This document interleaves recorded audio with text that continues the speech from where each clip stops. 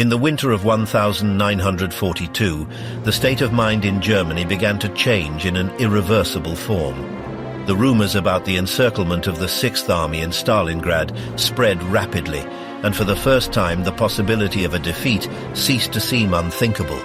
Although the regime tried to contain the impact, something essential had broken. 2 years after, in the last weeks of 1944, that accumulated wear was already visible in the daily life. Berlin faced the Christmas without real celebrations, between rationing, constant bombings, and an exhausted population. In that context, started to circulate a phrase that summarized the general climate: be practical, gift a coffin. The black humor reflected a shared certainty. The death had become part of the routine. At beginnings of 1945, Berlin was an exhausted city. The capital of the Reich had become in a landscape of ruins, sirens, and fear.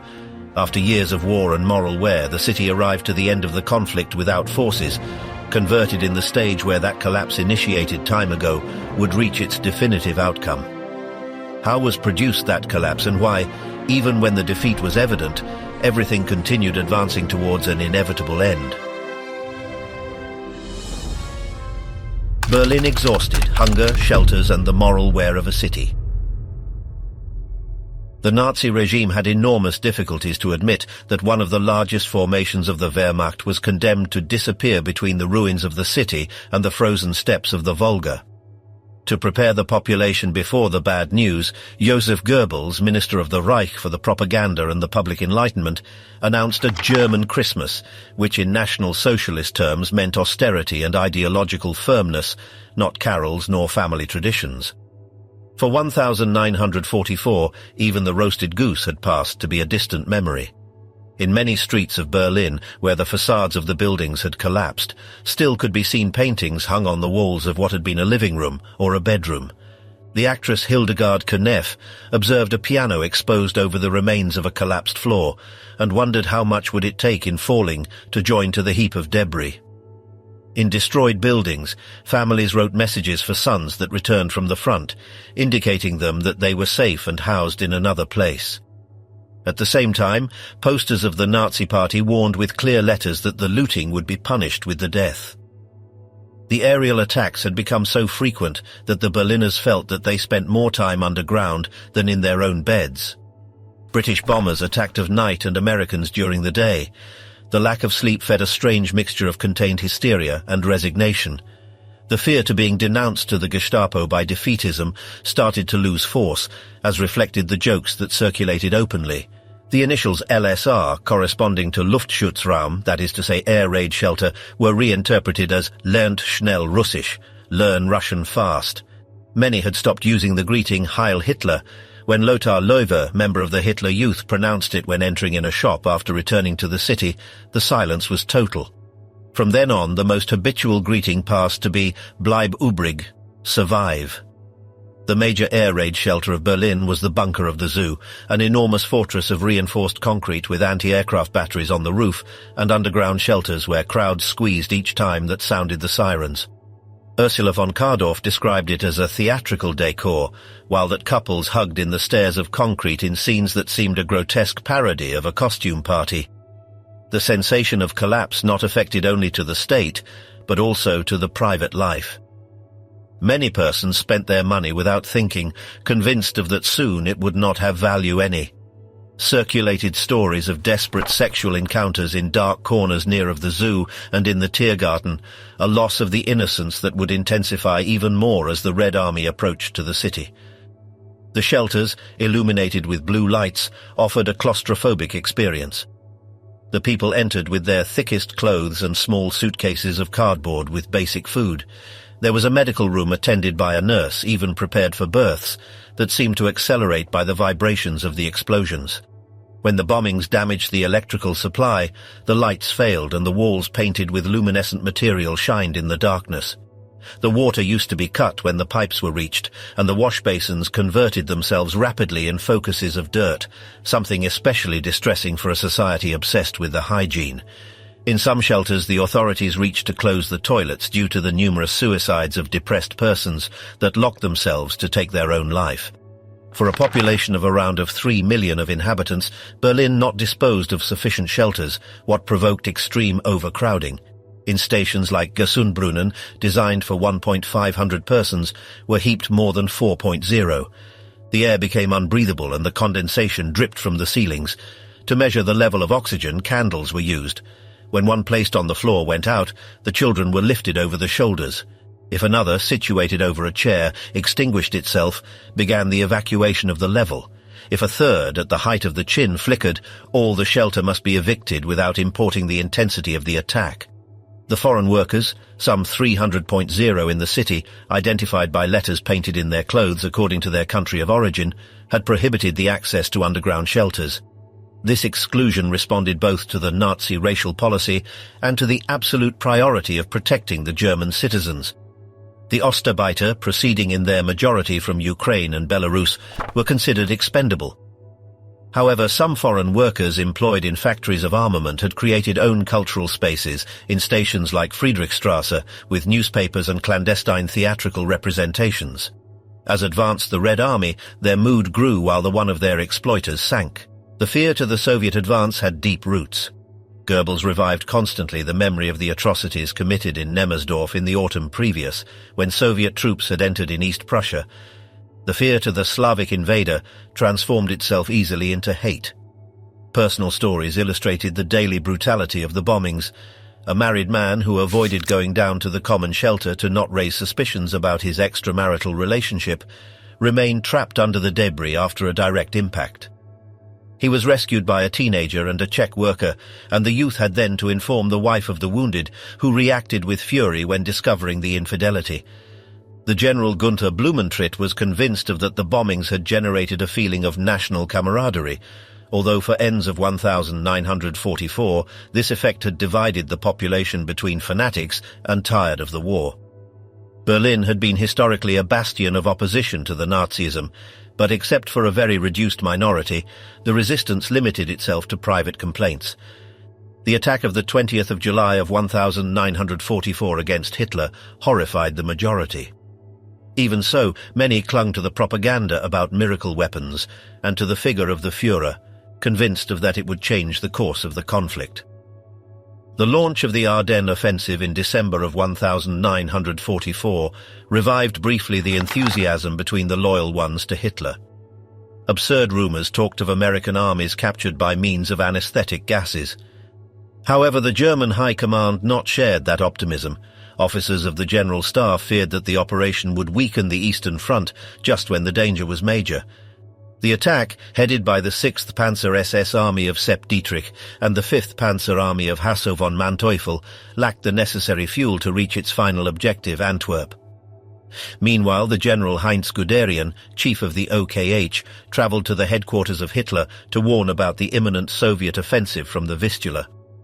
Basing himself on the reports of the General Reinhard Gehlen, alerted of an overwhelming Soviet superiority in men, tanks, artillery and aviation. Hitler rejected those figures with fury, qualifying them of absurd. Neither he nor his closest circle wanted to accept the reality. Even Heinrich Himmler minimized the threat, convinced of that the Soviet attack was a deception. The 12th of January of 1945, the Red Army launched finally its offensive from the Vistula. Millions of soldiers advanced under extreme winter conditions. The attacks, carefully planned by the Stavka under the direct control of Stalin, broke rapidly the German lines. Zhukov, Konev and Rokossovsky directed fronts that surpassed widely their opponents. The German defences collapsed like a castle of cards, confirming the warning that Guderian had formulated without being heard.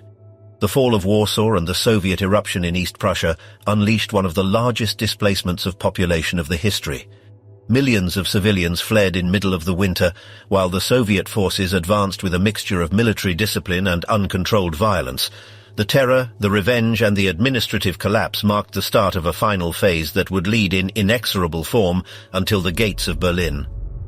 The broken Vistula, forced militias, massive flight and an army without control. At beginnings of 1945, the relationship between the German army and the civilian population had changed in irreversible form. The officers continued directing themselves to their soldiers with a paternalistic language inherited from the Prussian tradition, calling them children, but that fiction of unity already not sustained anything. The constant sacrifice, perceived as useless, fed a silent rage. In Berlin and other cities, civilians started to protect deserters and to rebuke openly officers and non-commissioned officers when they saw them march columns of soldiers by the streets. The women screamed that they sent to combat the hierarchs of the party. The high Nazi charges, recognizable by their uniforms, were insulted in public. Even so, not existed a revolutionary climate like the one of 1918. The majority knew that while remained food, not would be an outbreak. The German administration, trapped in its own bureaucratic inertia, reacted late and bad. The sanitary authorities of Berlin ordered to create tens of thousands of emergency beds for civilians and militaries, without having in account the destruction of hospitals nor the lack of personnel. The doctors and nurses were overwhelmed and could not even transfer the patients to the basements during the bombings. At the same time, the directors of hospitals must negotiate with different offices of the Nazi Party to avoid that their personnel was recruited by the Volkssturm. That popular militia had been created months before by political decision, not military. Hitler distrusted deeply of the high command of the army and wanted that this force remained out of his control. Himmler was the natural candidate to direct it, but Martin Bormann achieved that the organization depended of the Gauleiter of the party. The result was a mixture of teenagers and elders, poorly trained and worse armed. Goebbels pushed an intense propagandistic campaign. In the cinemas were projected images of young and old marching together, receiving Panzerfausts and swearing loyalty to the Führer. Many civilians, alien to the reality of the front, believed still in that spectacle. Between the professional soldiers, the reaction was very different. Many were horrified when knowing that their fathers or younger brothers were trained on Sundays. The majority doubted openly of that an improvised militia could resist the Red Army. In Silesia, several battalions of the Volkssturm were sent to defend positions without sufficient anti-tank weapons. The Soviet tanks crossed them without stopping. In parallel, the Soviet offensive unleashed a massive evacuation. Camps of prisoners of war and of concentration were evicted at forced marches. Columns of prisoners advanced by landscapes covered of snow without knowing to where they went. In one of those transfers, British prisoners crossed a group of exhausted Soviets. When they tried to help them, a guard of the Volkssturm hit brutally one of them. The furious reaction of the British showed until what point the brutality had normalized itself. Meanwhile, in the Nazi Dome was developing a silent fight for the power. Himmler, strengthened after the attack of the 20th of July, aspired to succeed Hitler. Bormann, who controlled the access to the Führer, maneuvered to set him apart. He took advantage of the ambition of Himmler and achieved that he was sent to the southwest of Germany with a military command without real relevance. From there, Himmler not perceived that his influence in Berlin eroded rapidly. In the Eastern Front, the warnings of Guderian were fulfilled. The front of the Vistula collapsed by complete.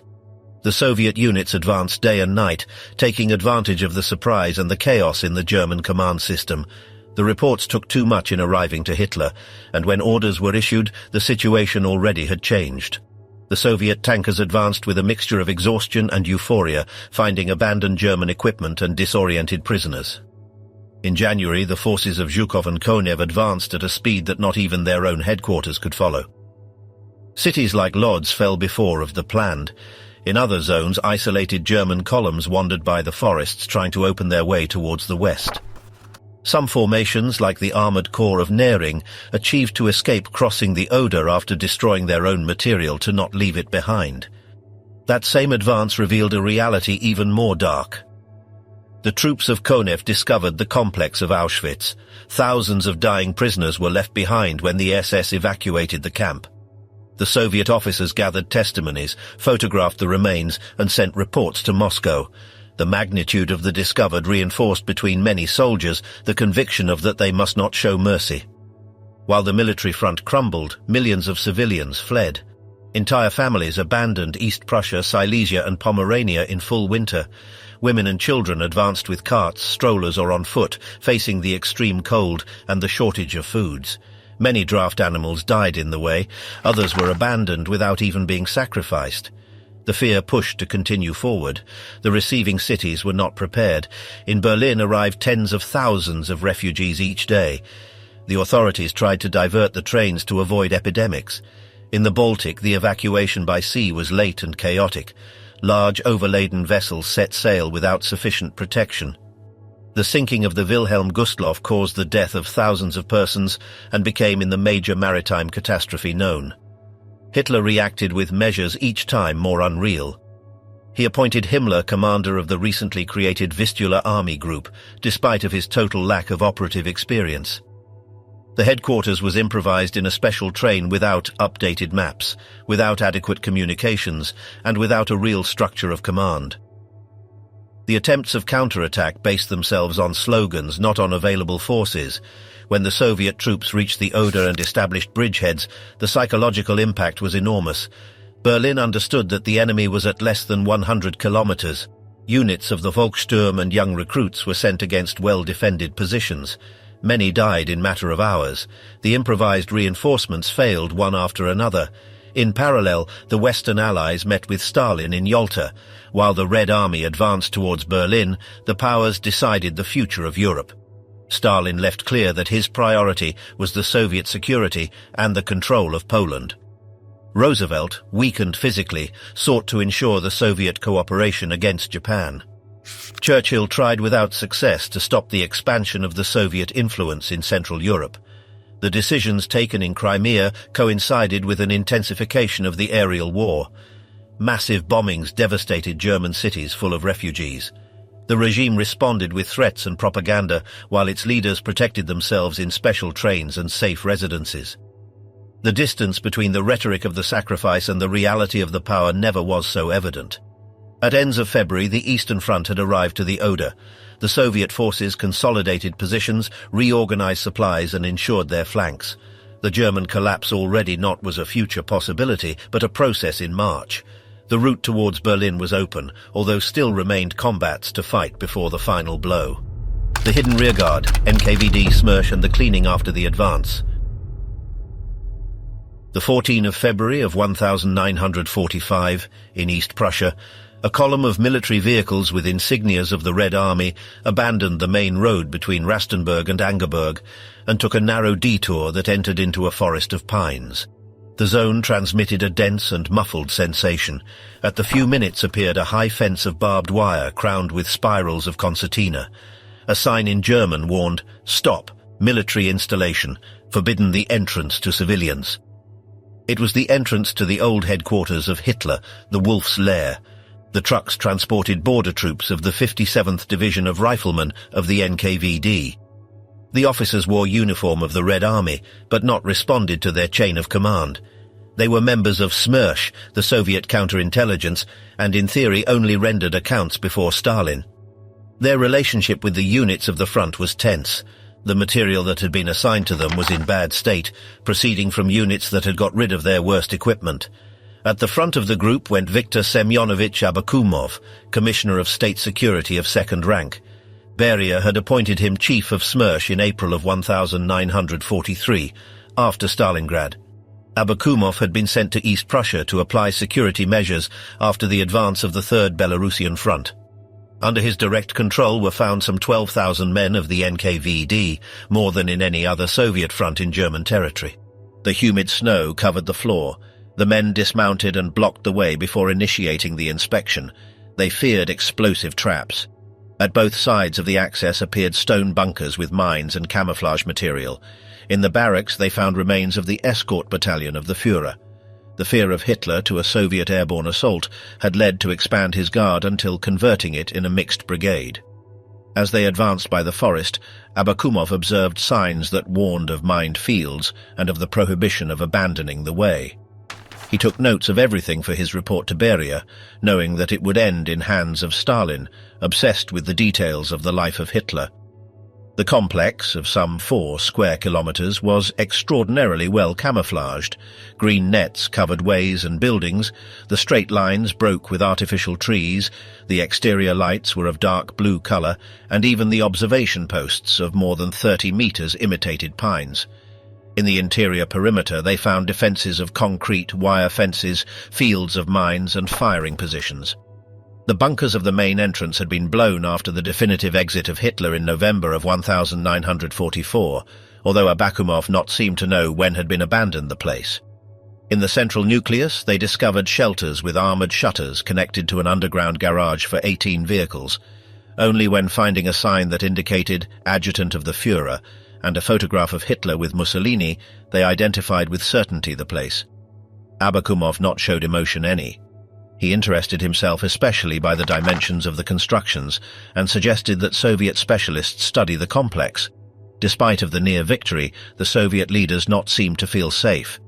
Behind the lines advanced the units of the NKVD and SMERSH, considered indispensable to eliminate elements considered little reliable. In East Prussia and Silesia, their priority was to locate German stragglers. Every member of the Volkssturm was treated as regular soldier. Elders that had stayed in their farms were catalogued as saboteurs. Hundreds were executed in the act, although the real figures were major. In Poland, the objective not were Nazi collaborators, but members of the resistance linked to the government in the exile. The Armia Krajowa was considered enemy. Soviet officers assumed that Poland was natural part of their sphere. The NKVD appointed high-ranking advisors in the new Polish security apparatus and resumed deportations and purges. Meanwhile, in the German rearguard occurred raids, searches and executions. Entire forests were swept in search of hidden Volkssturm. Tracking dogs were used, houses were burned, and it was shot against those who fled. Many reports exaggerated non-existent threats. Elders and peasants were described as trained saboteurs. In some cases, the Soviets themselves damaged infrastructures and then blamed the German resistance. The NKVD also fought the own indiscipline. Soviet soldiers deserted and formed armed bands. The looting was generalized. Officers denounced that their own troops traded with stolen goods. It was not punished the theft, only the doing it without authorization. At the same time, began the massive deportations of German civilians. Men and women of between 17 and 50 years were sent to forced labor battalions. Many were transferred to Ukraine and Belarus. Young women were separated from their children. The treatment included systematic violence. In parallel, thousands of Soviet citizens liberated from the slave labor were subjected to interrogations. The priority was not the medical attention, but to detect supposed traitors. Filtering camps were created with programs of political re-education. Many old prisoners feared returning to home. Although some were reincorporated to the army for the final offensive, others would end in the Gulag after the war. While the rearguard was cleaned, the front displaced itself towards the north. In Pomerania, Zhukov and Rokossovsky destroyed the so-called Baltic Balcony. The Soviet forces advanced towards the sea and cut to large German units. Cities fell with rapidity. The Soviet cavalry captured localities by surprise. The 1 of March, the tanks reached the Baltic near of Kolberg. German divisions remained isolated. Between them, the SS Division Charlemagne, formed by French volunteers, that achieved to escape and would end fighting in Berlin. Hitler reacted with insults towards his generals. He dismissed commands and denied the reality of the collapse. In Danzig and Gdynia, the German priority was to evacuate civilians. Hundreds of thousands crowded in the ports. The German Navy evacuated without rest under constant bombings. Warships supported from the sea until that the Soviet artillery closed the encirclement. The cities were razed and thousands died in the docks. Meanwhile, in Silesia, Konev surrounded Breslau and crossed the Oder. His armies ensured key bridgeheads. The German resistance was fierce but poorly supplied. The discipline was imposed by means of summary executions. Also in the Soviet side were punished errors with long sentences. In March, Hitler realized his last visit to the front of the Oder. He appeared aged and exhausted. He heard reports and returned to Berlin in silence. Never would he return to exit from the bunker. The 8th of March, Stalin called Zhukov to Moscow. While the fate of Germany was decided, the Allied advance in the west accelerated the race. Stalin approved the plan for the final offensive. The objective was clear. Berlin must be taken by the Red Army and must be done as soon as possible. Intrigues in the Dome, when commanding already not matters. While the Red Army finished crushing the German resistance in Pomerania, the capital of the Reich had become in a hotbed of rumors, intrigues and unreal expectations. In a reception offered by the General von Tippelskirch in Mellensee, foreign military diplomats went less by courtesy than by curiosity. There, far from the official communiques, they could listen to what the German officers really thought. Many talked openly of the disaster in the north, of the total lack of reserves, and of a war that already could not be sustained. Some clung to the idea that Hitler was gravely ill and that his disappearance would put end to the conflict.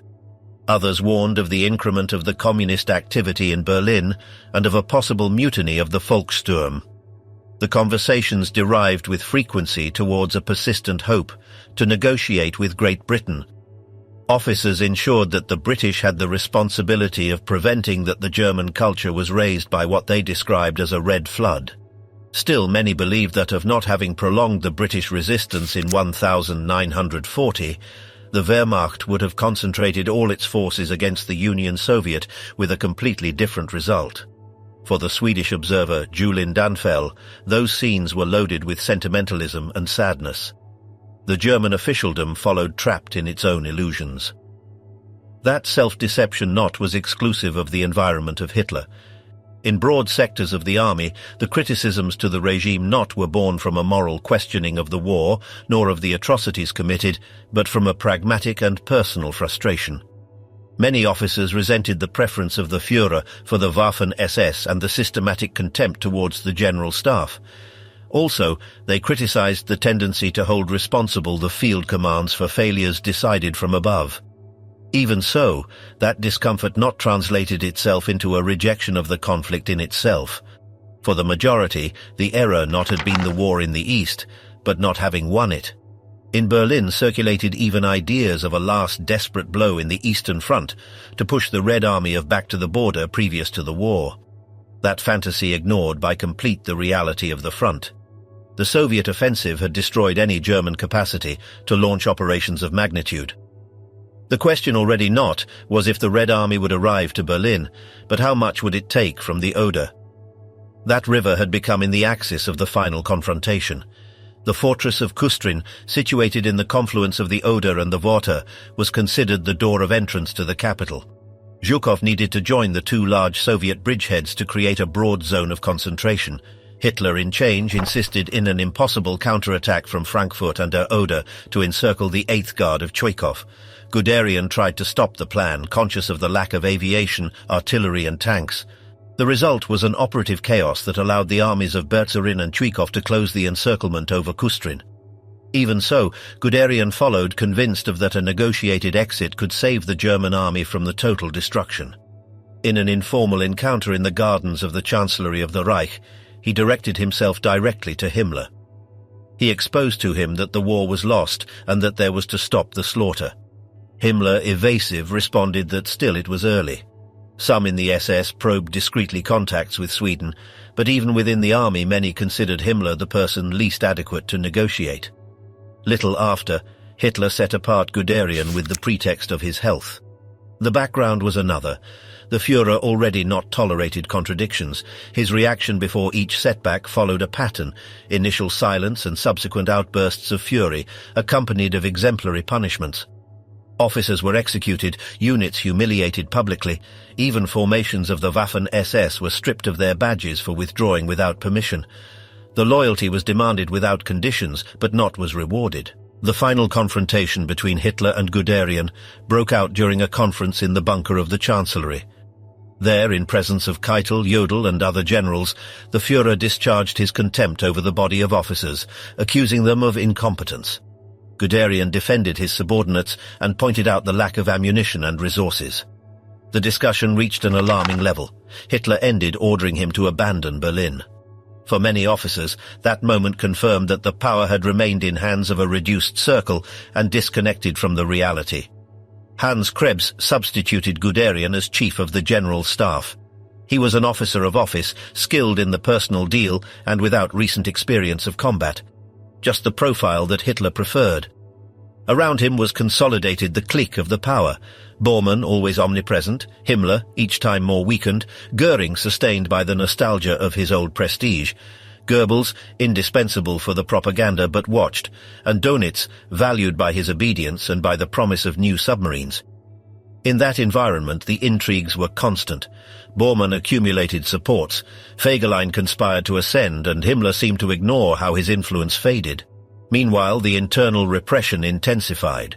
Prisoners were evacuated towards the interior of the Reich, camps were emptied by means of forced marches, and the weakest executed.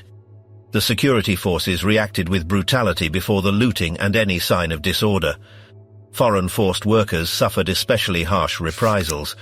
In parallel, Bormann travelled to inspect mines and possible hiding places of goods of the regime, before returning to Berlin to accompany Hitler in the emission of the Scorched Earth Order.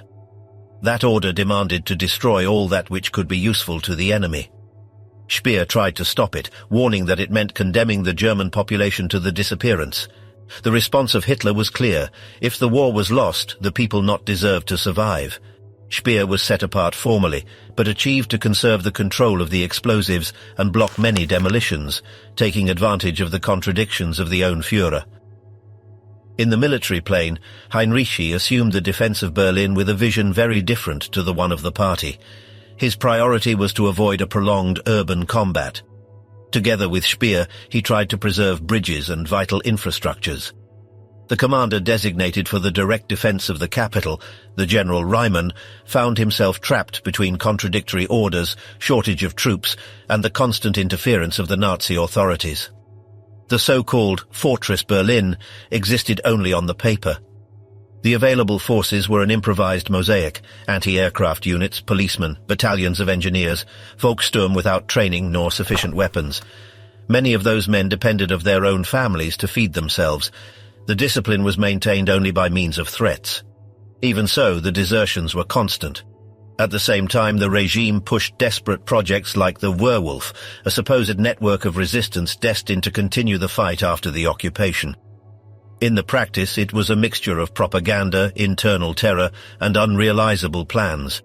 Youths of the Hitler Youth received vague instructions, defective explosives, and high-sounding slogans. The majority returned to home or was captured without offering real resistance. In the barracks of the Oder, the wait was made interminable. Poorly equipped soldiers dug trenches without knowing when would arrive the attack. The lack of ammunition, of potable water, and of food deteriorated the morale. The youngest ones bore bombings, aerial attacks, and the constant fear to enemy patrols. The veterans tried to create improvised shelters that made more bearable the weight. To the other side of the river, the Red Army prepared itself meticulously. Supplies were accumulated, units were reorganized, and ranks were reinforced with prisoners of the Gulag and old prisoners of war, treated with distrust. The Soviet propaganda fed the hate and the desire of revenge, remembering one and another time the atrocities committed in Soviet territory. At the same time, it was instructed the soldiers in the use of captured weapons, especially the Panzerfaust, anticipating the urban combat that loomed. The line of the Elbe, diplomacy, distrust, and the Western break.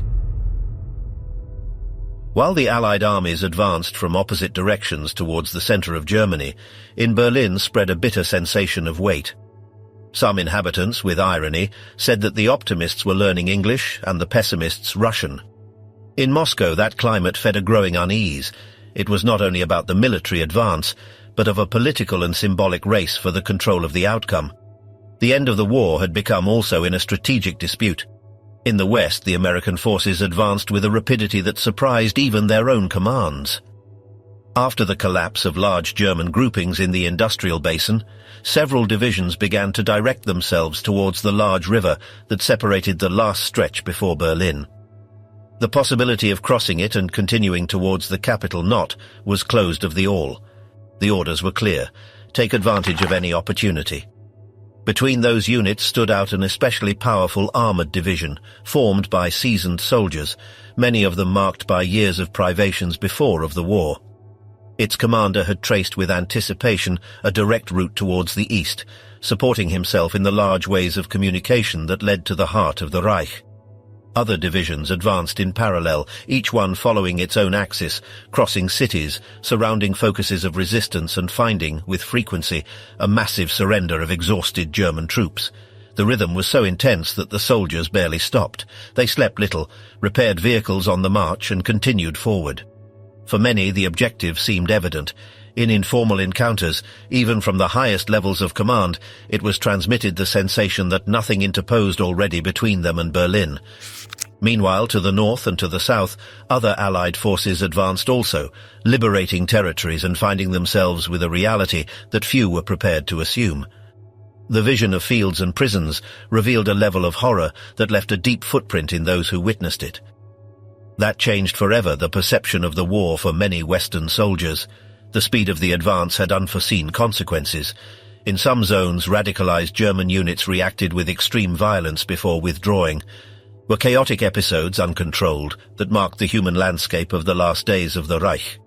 Nothing of that altered, however, the general tendency. The collapse was irreversible. In contrast with the rigid image of the German soldier, the Allied soldiers surprised the civilian population. They chewed gum, smoked, put personal names to their vehicles. But also they shared universal habits of any army in withdrawal or advance. The looting, despite to be prohibited, appeared in dispersed form, both in the west and in the north. The orders existed, but the absolute control was impossible in a territory that crumbled. The differences between the Allied armies were evident. Some fought with the idea of returning soon to home. Others looked at the future with pragmatism or with desire of historical reparation. From the east, the vision was completely different. For the Soviet leadership, the Western rapidity not was a military coincidence but a direct political threat. In Moscow installed itself the suspicion. It was feared that the Germans preferred to deliver themselves to the Western Allies and that these accepted. Any contact, real or imagined, fed the distrust. From the propaganda it was denounced an unequal war, a selective surrender, a supposed indulgence. The diplomatic tension grew at the same rhythm that advanced the armored vehicles. Although publicly it was talked of coordination, in private reigned the unease. The communications between Allied and Soviet commands became cold, calculated. Each message was read with suspicion. The confidence eroded just when the end seemed near. Finally arrived the order that nobody expected. The American forces must stop. The river would mark the limit. For the soldiers that already felt Berlin at the reach, the news fell like a dry blow. The morale suffered. The sensation of having arrived until there to stop in the last moment was difficult to assume. In the east, the preparation reached a scale never seen. Millions of soldiers, tens of thousands of pieces of artillery, and a concentration of means without precedence deployed themselves in front of the last German defences. Nothing could hide what was about to happen. The previous silence not was calm. It was containment.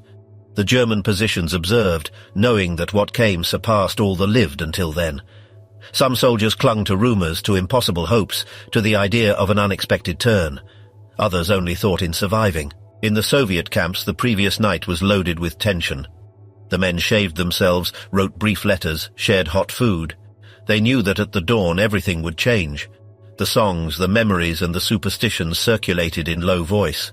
Not were high-sounding speeches, only weight. In the advanced command posts, the generals observed the terrain. One of them, situated in a key elevation, contemplated the field that spread before his eyes. From there would be dominated the direct access to Berlin. The plan was traced. The power of fire accumulated not had precedence. When began the bombardment, the landscape transformed itself in seconds. The ground trembled, the air became unbreathable, and the German defensive line disappeared under a pressure impossible of describing without resorting to extreme images. For many defenders that surpassed any previous experience. The first waves advanced between smoke, mud, and constant noise. The visibility was minimal, the orders were screamed, the decisions were taken in seconds. In some sectors the advance was slower than the planned, in others the resistance was harsher than the expected. The confusion spread by both sides. The innovations thought to facilitate the advance not always functioned as it had been foreseen. Some resources designed to disorient the enemy ended affecting also those who advanced. The coordination became chaotic in certain points. Even so, the pressure not stopped. From Berlin, the inhabitants felt the distant impact as if the city itself responded to the blow. The walls vibrated, the objects fell, and the noise arrived as a presage. The authorities talked of resistance, but in the streets predominated the silent fear. Meanwhile, the Soviet commands adjusted plans on the march. The political pressure from above was constant. Each hour counted. Each delay had consequences. The order was clear: advance. To the south, another front crossed rivers under fire, establishing improvised passes and pushing towards the interior. The coordination between large units began to close the encirclement. Berlin already not was a future possibility. It was an immediate objective. In that point, the world observed. The Allied powers looked towards the center of Europe, conscious of that what was occurring not only would decide the end of a war, but the equilibrium of the world that would come after. Silo opened Soviet rivalry and the definitive rupture. The race towards Berlin transformed itself in an open competition between the Soviet fronts. After the nocturnal conversations of the leadership in Moscow, the rivalry between Zhukov and Konev ceased to be disguised. Both knew that who entered first in the capital would define not only the end of the war, but the narrative that would come after. Zhukov, convinced of that Berlin belonged to him by right, reacted with hardness to the stagnation in the heights of Silo, while Konev advanced with decision from the south. The covered sky and the light rain gave pass to an improvement of the weather. The attack aviation could hit with major precision the remaining German positions in Silo. In the plain of the Oderbruch and over the escarpment, villages, farms and small nuclei burned still. Each building was treated as a possible command post. The result was an absolute devastation, with entire towns converted in smoking ruins and a landscape saturated by the persistent smell of the destruction. After the German lines, the aid stations collapsed. The wounded surpassed with crises the available medical capacity. The system of selection prioritized only to those who could return to combat. Designated officers toured field hospitals, seeking men capable of sustaining a weapon, even between the light wounded, to return them to the line. In the improvised ways, the military police stopped stragglers and grouped them in improvised units. Youths barely trained, some still teenagers, were sent to the front with inadequate equipment. Their tense faces barely peeked under helmets too large. In several sectors, Soviet groups bumped with unexpected surrenders, followed of isolated acts of desperate resistance by part of combatants too young to understand the magnitude of what occurred. The German resistance knot had disappeared. The anti-tank defenses and the infantry equipped with portable weapons achieved to immobilize numerous Soviet tanks. In some localities, the counterattacks were sufficiently intense as to break momentarily the advance. However, the pressure knot stopped. The confrontations became confused, with crossfire even between own units. In Silo, the Soviet forces achieved to envelop the city, but the advance was marked by errors of coordination. Armored units remained under fire of their own artillery. To counteract the attacks at short distance, the crews improvised protections with mattresses and remains of furniture, creating improvised armors against the hollow charges. In the north of the front, German units composed in large part by students and cadets retreated towards swampy zones. Barely remained combatants on foot. The discipline began to crumble. The rumors of agreements with the Western Allies spread, accelerating the disintegration. In the center, an airborne division collapsed by complete. Its commander, incapable of controlling men without real experience of combat, suffered a nervous collapse and was relieved. The reality contrasted brutally with the propaganda that during years had exalted the invincibility of those units. To the south, the forces of Konev broke the second German defensive line and launched their armored units towards the River Spree. The forest fires, provoked by the bombings, difficulted the advance, but the speed was priority. The commanders knew that they must cross before that the enemy could reorganize himself. The tanks crossed the river without waiting to the engineers, advancing directly through the water. The maneuver surprised the defenders. During the night, large armored formations displaced themselves towards the interior, closing vital routes. In Berlin, the confusion was absolute. The orders demanded to defend each town and each street, although already not remained munitions, fuel, nor sufficient foods.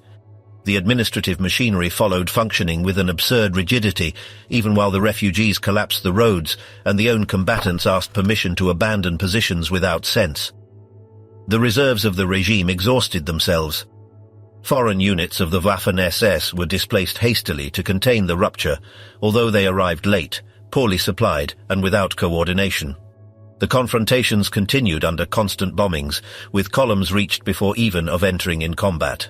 When the front broke definitively, the withdrawal transformed itself into flight. Soldiers, vehicles and civilians mixed themselves in a chaos without control.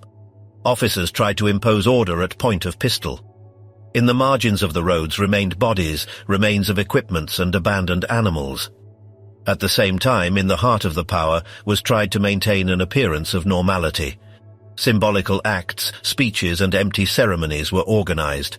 The last public appearance of the leader of the Reich was brief and rigid. His physical state evidenced the extreme wear.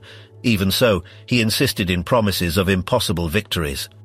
After the formal meetings, the majority of the high charges began to abandon the capital under different pretexts. Convoys loaded with personal belongings departed towards the south. Those who during years had demanded absolute resistance now sought to save themselves. The flight became so visible that even within the military apparatus was commented openly. In contrast, some decided to remain. It was reinforced the rhetoric of the total loyalty and of the final sacrifice. The transmissions called to an absolute resistance, ignoring that the city was already surrounded. In the streets, the civilian population survived between basements, rationing lines and improvised shelters. The bombardment of artillery over Berlin began in systematic form. The impacts reached markets, squares and points of distribution of water. The daily life reduced itself to the search of foods and shelter. The city descended rapidly to a primitive existence. Meanwhile, the Soviet forces closed the encirclement. The German communications collapsed. Large centers of command were evacuated in the last moment, leaving behind intact underground installations that surprised the troops that occupied them. Within the bunker, the environment became unbreathable. The tension, the exhaustion, and the certainty of the end provoked scenes of decontrol. Irreversible decisions began to take form, wrapped in a heavy silence. The presence of complete families in that environment confirmed that the outcome not would have returned. Outside, the artillery not stopped. The advance continued from all the flanks. Berlin already not was a distant objective. It was a space encircled, isolated and condemned to become in the last stage of the total collapse of the Third Reich. House by house, urban siege and human collapse. For the civilian population, the ideological slogans had lost all sense. Under the constant bombardment, the only priority was to resist one day more. And the worst yet was by arriving. In the east of the city, siege pieces of a caliber never seen advanced slowly by reinforced ways until positions near to key stations. Each projectile had a huge weight, and its impact made tremble entire neighborhoods. With the pass of the hours, any sensation of protection transformed itself into confinement. The potable water passed to be the most valuable resource. A manual pump that still functioned in the exterior became in a vital point. Those who dared to exit with buckets did it knowing that it was a zone constantly beaten by the artillery. Some not returned, but those who achieved to return were received as saviors. In the important crossings, anti-tank barriers were raised. The military police checked documentation and watched any attempt of abandoning positions. In the basement started to appear soldiers and officers dressed of civilian. For many, abandoning the combat already not seemed a fault, but a comprehensible reaction. The image of the heroic sacrifice taught in the schools clashed with the reality of a city crowded, hungry and without exit. From that point, the fear ceased to express itself in gestures and started to dictate decisions. The instinct of accumulating spread by all the city. Any rumor about foods provoked avalanches. Stopped wagons, abandoned warehouses and closed shops were looted in question of minutes. During one of those episodes, an aerial attack surprised a group of civilians. Some achieved to cover themselves, others not. The gathered objects lost all value in front of the brutality of the moment. Not all the stories that circulated were true. It was talked of deliberate explosions, of buildings blown after allowing the looting, of exemplary punishments. In reality, many installations were occupied by units that needed high points to observe the enemy advance. With the electricity cut and the radios mute, the rumor became the only source of information.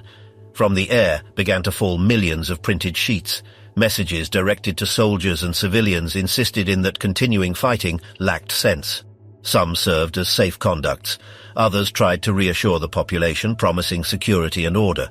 Also were organized radio emissions with selected voices to generate confidence. The real impact of these actions not was so much in the paper, but in the stories transmitted from mouth to mouth by those who had crossed the lines and returned. Meanwhile, high commands of the regime followed, moving between improvised barracks. A marshal reached to interview himself with the command of an army formed in large part by youths without experience. His tone was authoritarian, theatrical, disconnected from the reality. The commander of that army in change had another objective: to open a corridor towards the west to allow that civilians and soldiers escaped from the encirclement. For him, already not was about saving symbols, but persons. In that context, the command of the defense of Berlin changed of hands in abrupt form. A general passed from being condemned to directing the resistance of the city in question of hours. His forces were a fragmented set of remains of divisions, foreign units, militias, and teenagers armed with anti-tank launchers. The city was divided in sectors, with an exterior ring and another interior, supported in railway lines and canals. The anti-aircraft towers, with thick walls of concrete and heavy artillery, became in improvised shelters for thousands of wounded and civilians. The disproportion was evident. Tens of thousands of defenders, many poorly armed, in front of an overwhelming number of attacking troops. The available tanks could be counted with ease. Some units existed only over the paper. Even so, were ordered local counterattacks from airfields and broad avenues, supported by the few vehicles that yet could move. In the interior of the bunker of the power, the activity not stopped. Reports, unexpected visits, and scenes of tension accumulated. Old loyalties cracked. Messages arrived from the south unleashed accusations of treason.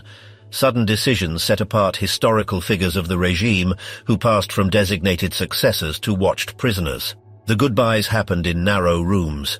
Trivial conversations mixed themselves with definitive decisions. Some clung to the creation of a final narrative. Others occupied themselves of destroying personal documents, correspondence, and compromising objects. Everything must disappear. Meanwhile, in the margins of the city, foreign troops arrived to integrate themselves in the defense. A small contingent crossed roads saturated of refugees and columns in withdrawal. They advanced by forests and secondary ways to avoid aerial attacks. Exhausted, they reached finally the capital and deployed themselves in sectors already collapsed. The urban combat became total. Each crossing, each station, each park was disputed. The attacking forces advanced house by house using heavy artillery at short distance. The defenders resorted to ambushes from basements and low windows. The youths imitated tactics learned at all hurry. The losses increased without pause. In some neighborhoods, the arrival of the enemy troops unleashed chaotic scenes. Civilians tried to hide themselves, to displace themselves in group, or to improvise alternative shelters. The nights were especially feared. The families took extreme decisions to protect themselves. Many experiences would remain marked forever, although not all would be told. The hospitals collapsed. Without water nor sufficient anesthesia, the attention reduced itself to the essential. Many wounded were attended in basements by women without medical formation. To avoid reprisals, the uniforms were removed and burned. Any abandoned weapon was made disappear immediately. The fight continued, advancing towards the center. Canals and avenues became in the last natural lines. From the west and the south, new units closed the encirclement. The Soviet administration began to organize itself even before the end of the combats, designating civilian responsible and ensuring key infrastructures.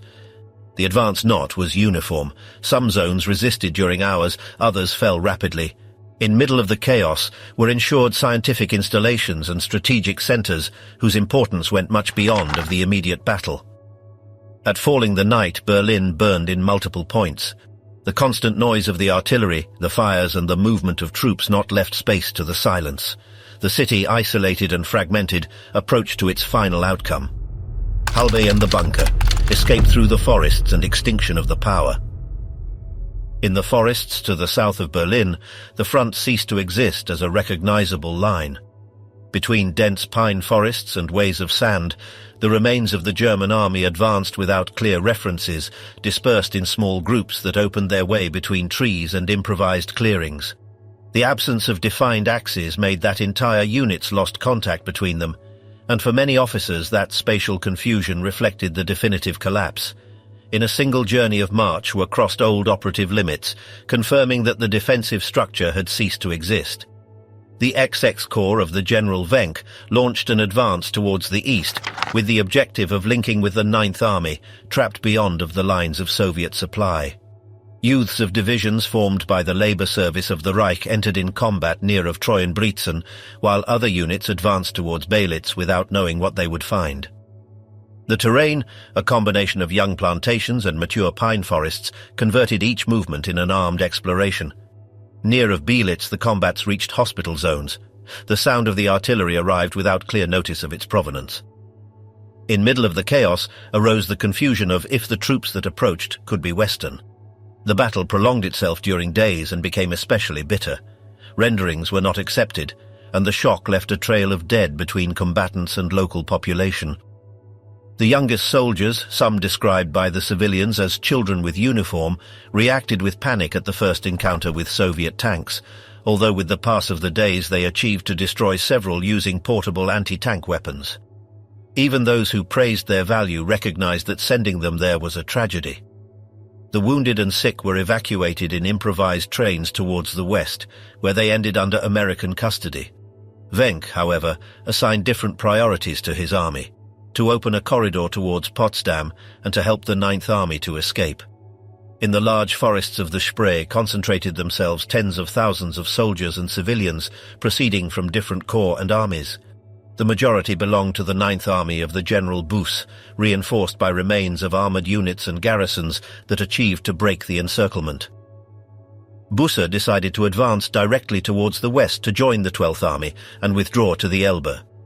He rejected the orders that demanded attacks towards Berlin, conscious of that only would provoke more useless deaths. The communications deteriorated until the point of that many orders simply ceased of being received. The hunger was extreme. The vehicles maintained themselves in movement until exhausting the fuel, and then were abandoned or dismantled. The few remaining armored units became in the spearhead, fed with fuel extracted from abandoned trucks. The Soviet forces closed the encirclement from the north and the east. Zhukov launched attacks with armies adapted to the combat in forests, while Konev blocked the predictable routes of escape, felling trees to create barriers. A despite of the rapid movements remained a weak point between two Soviet armies. At dawn, the German vanguard found it by chance, crossed the Berlin-Dresden highway, and reached a key road of supply. The Soviet reaction was immediate, with counterattacks launched without clear information and a massive use of aviation and artillery that pushed many Germans back to the forest. The combats became chaotic. The tracks of the tanks not gripped well to the sandy ground, and the ways remained under constant aerial attack. When was detected a group advancing towards the west, the news reached the German High Command. From Berlin were sent messages demanding that the main objective be to save the capital, not to evacuate forces. There was no response from the forest. During the night and the following day, the attempts of rupture in several axes were renewed.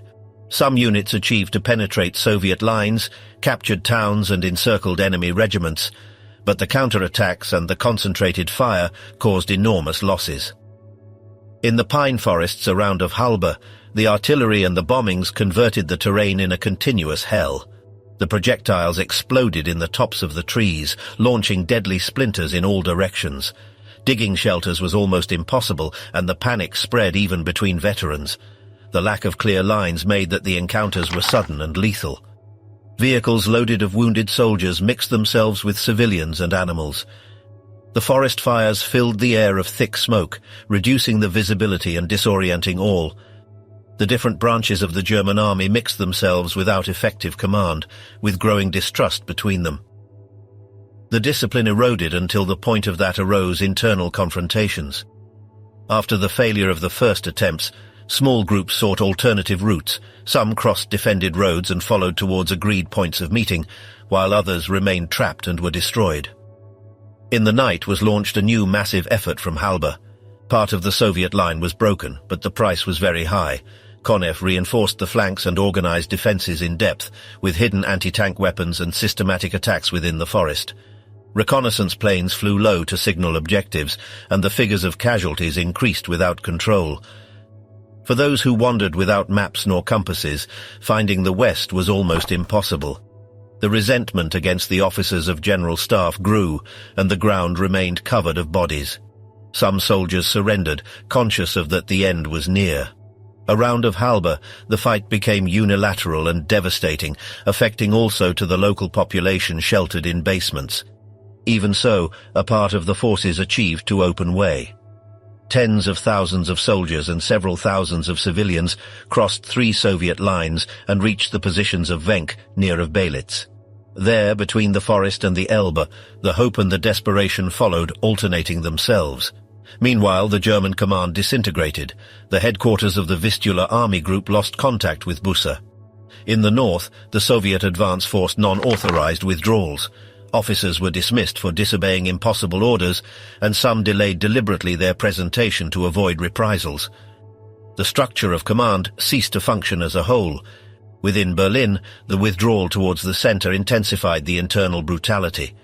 Execution groups acted with major urgency, although some commanders expelled them from their sectors under threat. The situation for combatants and civilians worsened rapidly. Shortage of water, extreme exhaustion, and generalized nervous collapse. Overcrowded bunkers and tunnels became nocturnal escape routes. The Soviet forces advanced from several axes and soon found themselves ones with others in middle of the city, creating operative confusion. The German defensive front reduced itself to a narrow strip that went from the east to the west of Berlin.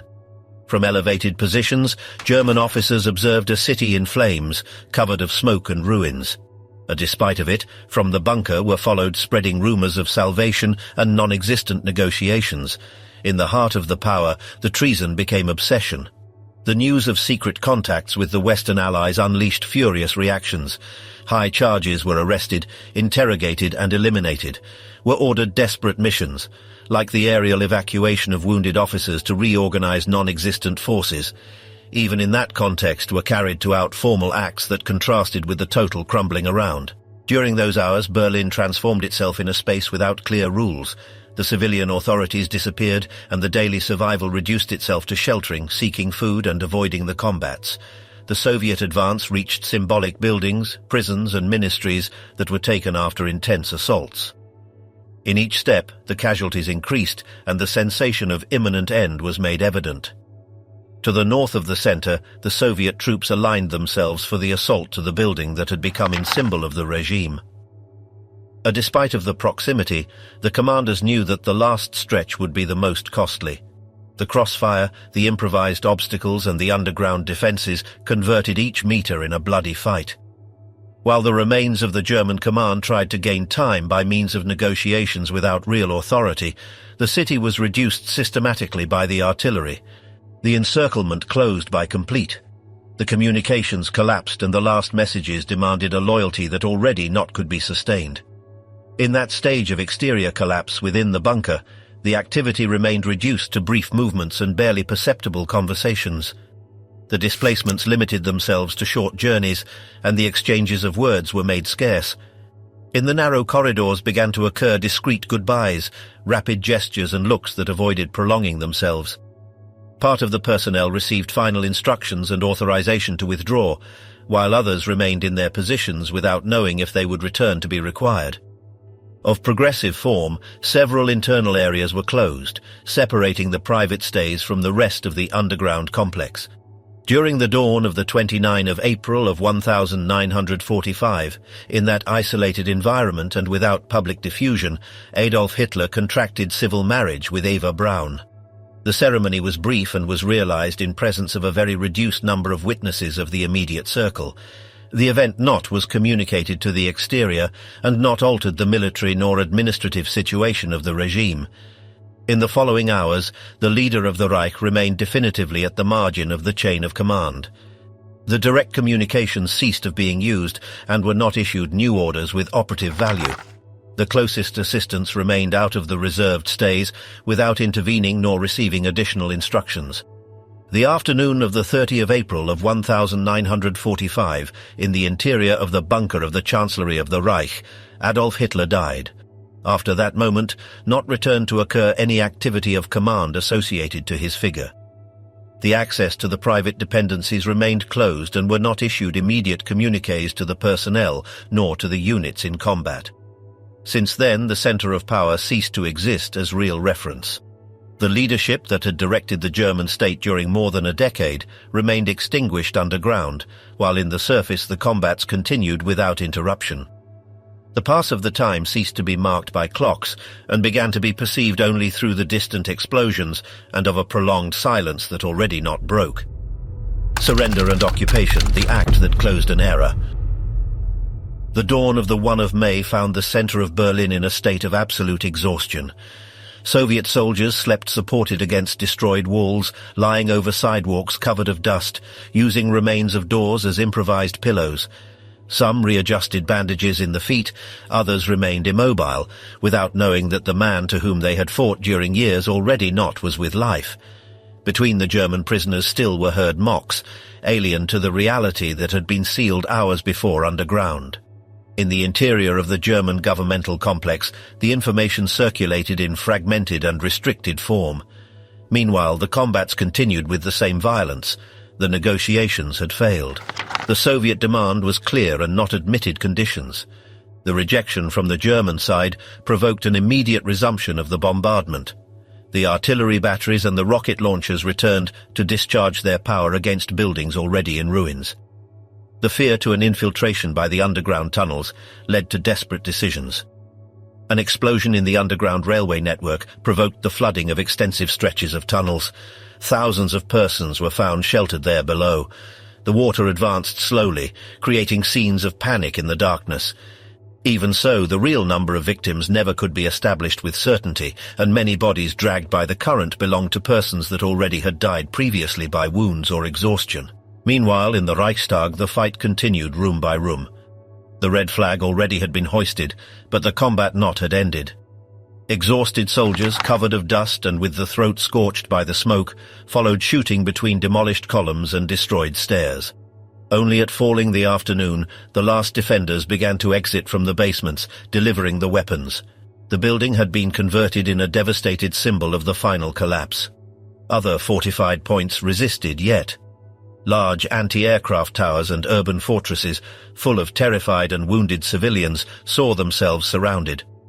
In several cases, emissaries crossed lines under improvised flags. The surrenders were produced after tense negotiations, where the fear to reprisals was palpable. When the garrisons exited finally to the exterior, the soldiers were disarmed and the civilians liberated, exiting to the light after days or weeks underground. In parallel, dispersed groups tried to open way towards the west. Disorganized columns of soldiers, vehicles without fuel, and exhausted civilians advanced between bombings and ambushes. Some achieved to cross rivers and enemy lines. The majority was captured or dispersed. The disorder marked those last hours, with units that disintegrated on the march and commands that disappeared without leaving instructions. Within the central complex of the German power, the activity was frenetic. Documents were collected hastily, groups formed themselves to abandon the zone, and routes of escape were improvised between ruins and streets illuminated by fires. Some achieved to hide themselves during hours or days before of being discovered. Others disappeared forever in the nocturnal chaos. In the dawn of the 2 of May, the German transmissions requested a ceasefire. Little after, the formal surrender was accepted. The weapons began to silence themselves in the capital. Prisoners exited from official buildings, from basements and from improvised jails. In some places, the first Soviet soldiers that entered offered food and medical assistance. In others, the fear persisted, fed by years of propaganda and by recent experiences. The city presented an unreal panorama. Columns of prisoners advanced between debris, while civilians covered bodies with blankets or papers. The field kitchens began to distribute rations. At the same time, specialized teams initiated the search of documents, archives, and human remains of high political interest. The control of the narrative became so important as the military victory. In the following days, the focus displaced itself towards the confirmation of the occurred in the last moments of the German leadership. The interrogations multiplied themselves. Records, material remains, and testimonies were analyzed with extreme secrecy. The information not was diffused. The uncertainty fed rumors within and out of Germany. Meanwhile, the war continued beyond of Berlin. Large German formations followed, fighting or displacing themselves towards zones controlled by the Western Allies. The surrenders happened in different fronts. Signatures, documents, and ceremonies marked the official closure of the conflict in Europe.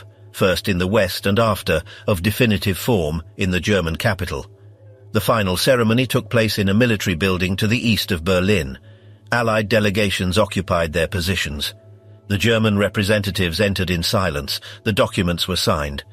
When they abandoned the room, the weight of the history remained suspended few seconds in the air before dissolving itself in a general murmur. The war had ended. The victory not brought immediate rest. The occupation revealed a city to the limit of the survival. Millions lacked housing. The transportation systems were destroyed. The hospitals functioned in precarious form. Women organized in human chains began to remove debris. The life tried to resume itself between smoking ruins. At the same time was put in march a vast operation of political and military control. Responsible were identified, resources were requisitioned, specialists were transferred, and new structures of power were imposed. The triumph had a high human cost, both for the defeated as for the victors. With the pass of the weeks, the narrative of the final was fixing itself. Symbols, ceremonies, and silences defined the official memory.